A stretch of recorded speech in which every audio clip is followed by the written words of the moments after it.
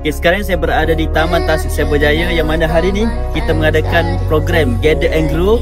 Ini tempat yang mana dila datang belajar secara santai saja dan pada masa sama untuk kita membina ukhuwah dan juga bonding sama kita semua.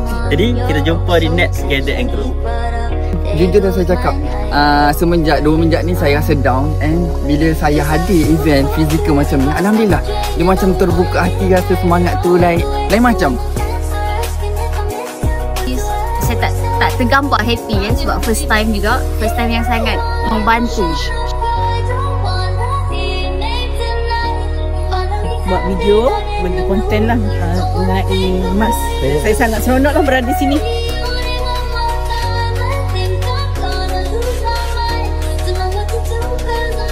Hari ini saya dapat banyak manfaat di mana saya dapat menolong dan membantu ramai rakan dealer saya, Team 5G Associate, untuk sama-sama kita bagi ilmu emas di dalam live, sama ada secara live ataupun secara dalam konten. Jadi dekat sini kita dapat banyak manfaat. Saya belajar banyak benda baru daripada Achievers dan juga daripada leaders-leader. Terima kasih kepada tim komiti dan juga Team 5G Associate sebab mengadakan event fizikal ni supaya kita dapat ber-associate dengan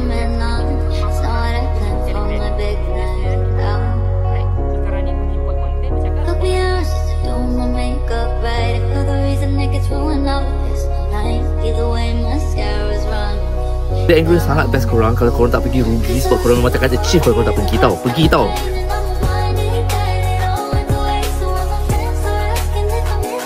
sangat-sangat rugi tuan-puan tak datang Gather and Grow. Publican! Yes! 5G! Yes! Gather and Grow! Yes! Yes! Yes!